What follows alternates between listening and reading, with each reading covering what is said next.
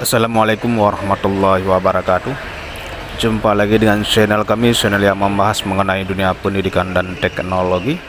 Pada video kali ini saya ingin berbagi kisi-kisi soal wawancara seleksi PPS tahun 2024. Ini kisi-kisi soal ini seperti saat wawancara seleksi PPS di Pilpres dan saat seleksi wawancara PPS Pilkada sebelumnya, Pilkada 2019. Ini adalah contoh-contoh soal-soal yang ditanyakan ketika wawancara dengan KPU Kabupaten. Baik, langsung saja ke soal nomor pertama. Dan bagi teman-teman yang baru menemukan channel ini, mohon dukungan untuk subscribe dan di-share kepada teman-teman yang lain. Baik, langsung saja ke nomor yang pertama. Apa saja tugas PPS Pilkada 2024? Apa saja tugas PPS Pilkada tahun 2024? Kita melamar sebagai PPS, nanti kita harus mengetahui tugas-tugas PPS. Jawabannya adalah berdasarkan pasal 18 dalam PKPU nomor 8 tahun 2022. Ini masalah tugas PPS diatur dalam PKPU nomor 8 2022. Yang pertama, tugas PPS adalah mengumumkan daftar pemilih sementara. Mengumumkan daftar pemilih sementara, kita tempel di tempat umum di desa kita masing-masing daftar pemilih sementara. Yang kedua, menerima masukan dari masyarakat menyangkut dengan pemilih sementara, apakah ada yang meninggal, ada yang sudah pindah penduduk, ataupun ada yang penambahan. Kadang-kadang ada yang sudah memenuhi syarat tetapi tidak tercatat di dalam daftar pemilih sementara. Yang ketiga, melakukan perbaikan dan mengumumkan hasil perbaikan. Setelah ada masukan dari masyarakat, kemudian ada perbaikan dan kita umumkan kembali. Yang kelima, melaksanakan semua tahapan penyelenggaraan pemilu di tingkat kelurahan atau desa atau yang disebut dengan nama lain. Yang kelima artinya kita melaksanakan semua tahapan pemilu dari tingkat kelurahan sampai dengan ke tingkat kabupaten kota. Intinya kita membantu KPU kabupaten dalam menyukseskan pilkada. Nomor 6, mengumpulkan hasil penghitungan suara dari seluruh TPS di wilayah kerjanya. Yang ketujuh, menyampaikan hasil penghitungan suara seluruh TPS ke PPK. Yang ketujuh, nanti kita akan mengambil hasil perhitungan suara dari TPS, kita sampaikan kepada PPK. Yang kedelapan, melakukan evaluasi dan membuat laporan setiap tahapan penyelenggaraan pemilu di wilayah kerjanya. Yang kesembilan, melaksanakan sosialisasi penyelenggaraan pemilu atau yang berkaitan dengan tugas dan wewenang PPS kepada masyarakat. Yang ke-10, melaksanakan tugas lain yang diberikan oleh KPU Provinsi, KPU Kabupaten, dan PPK sesuai dengan ketentuan peraturan perundang-undangan. Dan yang ke-12 adalah melaksanakan tugas lain sesuai dengan ketentuan perundang-undangan. Artinya kita melakukan tugas yang diberikan oleh KPU Kabupaten, dan PPK. Kita laksanakan semua tahapan dan tugas yang diberikan oleh mereka. Itu adalah tugas dari PPS. Nanti kalau lebih jelasnya, nanti Bapak Ibu bisa lihat di PKPU nomor 8 tahun 2022. Di situ ada dijelaskan dan disebutkan apa tugas-tugas PPS. Nomor 2, apa saja wewenang PPS Pilkada 2024? Tadi tugas, sekarang adalah wewenang. Nah, jawabannya adalah yang pertama, membentuk KPPS. Itu adalah wewenang PPS, membentuk KPPS dan mengangkat pantarlih. Itu juga wewenang dari PPS. Nomor 3, menetapkan hasil perbaikan daftar pemilih sementara untuk menjadi daftar pemilih tetap. Kita tetapkan yaitu daftar pemilih sementara dan kita usulkan ke KPU untuk ditetapkan daftar pemilih tetap. Yang keempat, melaksanakan wewenang lain yang diberikan oleh KPU Kabupaten, KPU Provinsi, KPU Kabupaten, dan PPK sesuai dengan ketentuan perundang-undangan. Yang kelima, melaksanakan wewenang lain sesuai dengan ketentuan peraturan perundang-undangan. Ini adalah wewenang dari PPS. Nomor 3, siapakah pelaksana pemungutan suara pemilihan kepala daerah dan wakil kepala daerah pada tingkat kecamatan, desa atau kelurahan, dan tempat pemungutan suara? Ini urutannya, jawabannya seperti ini teman-teman. Kalau di tingkat kecamatan namanya PPK, di tingkat desa PPS, dan di TPS adalah KPPS. Ini urutan pelaksana pemungutan suara. Nomor 4, berapa jumlah DPT di desa tempat tinggal Anda? Sebutkan secara rinci.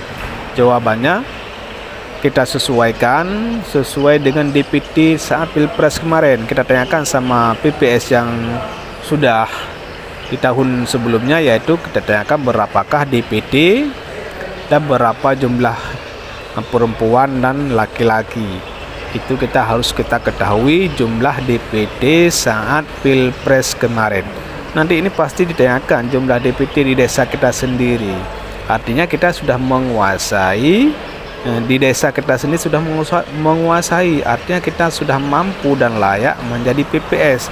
DPT-nya saja sudah kita hafal sampai dengan jumlah laki-laki dan jumlah perempuan. Nomor 5, apa yang Anda lakukan jika terpilih sebagai anggota atau ketua PPS Pilkada 2024? Jawabannya, saya akan bertanggung jawab dalam melaksanakan pemungutan suara. Saya akan memastikan mengawal jalannya seluruh pemilihan secara bebas, rahasia, jujur, adil, sehingga dapat menjaga kepercayaan publik. Ini kalau kita menjadi anggota PPS, baik anggota ataupun ketua, kita tetap harus menjaga kepercayaan publik dengan bebas, rahasia, jujur, dan adil. Nomor 6, hal apa saja yang dapat menunda pemungutan suara? Nah, jawabannya seperti ini teman-teman. Terjadi konflik atau peperangan dan bencana alam. Ini kedua hal ini bisa ditunda pemungutan suara. Contohnya di suatu wilayah ataupun di suatu kecamatan ataupun di suatu desa terjadi bencana alam seperti kemarin Aceh, misalnya tsunami kemarin. Kalau misalnya kemarin pas tsunami waktunya pilkada ataupun pilpres, itu bisa ditunda untuk sementara. Nanti bisa dilakukan pemungutan ulang karena terjadi bencana alam. Kalau konflik seperti terjadi saat ini di Papua, contohnya ada konflik sedang panas kemarin waktu pilpres, juga ada penundaan di wilayah Papua. Nanti dilakukan pemungutan ulang di tempat yang aman dengan kondisi yang aman. Nomor 7, berapakah jumlah anggota KPU kabupaten atau kota beserta namanya? Nah, ini kita misalnya contohnya kita melamar PPS di desa A berada di kabupaten B. Kita harus mengetahui siapa nama KPU kabupaten kita. Dan nanti beserta nama-namanya kita harus mengetahui, harus kita hafal. Nanti bisa kita lihat di website KPU Kabupaten, ada websitenya dan ada media sosialnya. Di situ ada tertera nama-nama komisioner KPU kota ataupun KPU kabupaten. Nanti kita bisa belajar ataupun melihat nama-nama, siapakah nama ketua dan beserta anggota. Nomor 8, Apa saja syarat menjadi pemilih? Jawabannya adalah warga negara Indonesia yang sudah berusia 17 tahun, dan yang kedua sudah menikah ataupun sudah pernah menikah. Itu adalah syarat menjadi pemilih. Sudah genap 17 tahun saat hari H, sudah genap 17 tahun, ataupun belum genap 17 tahun tetapi sudah menikah ataupun sudah pernah menikah. Ini salah satunya. Kalau dia memenuhi syarat salah satunya, sudah bisa menjadi pemilih. Nomor 9.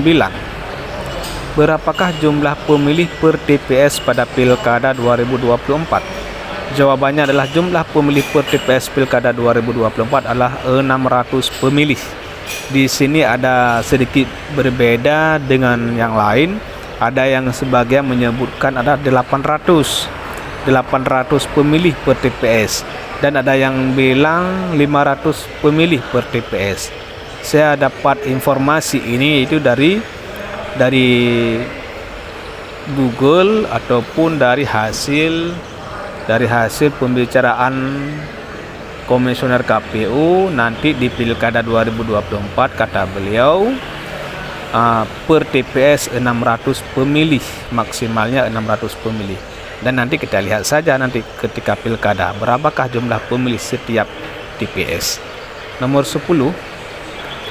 Apakah Anda mempunyai pengalaman tentang pemilu? Nanti ini akan ditanyakan. Kita jelaskan kalau kita mempunyai pengalaman tentang pemilu, baik itu tingkat PPS, KPPS, pentarlih, pengawas pemilu ataupun pengawas TPS. Nanti kalau memang kita mempunyai pengalaman tentang pemilu, kita sampaikan. Kalau memang tidak mempunyai pengalaman, tidak masalah, karena syarat menjadi PPS ini tidak disyaratkan harus ada pengalaman. Tapi ini kalau memang ada pengalaman. Tetapi kalau tidak punya pengalaman, biasa saja, karena syarat menjadi PPS tidak disebutkan harus berpengalaman. Artinya kalau kita berpengalaman, artinya kita sudah terbukti kita adalah mampu melaksanakan tugas. Tapi kalau belum berpengalaman, mampu juga, karena nanti kan ada pelatihan, ada BIMTEK yang diberikan oleh KPU.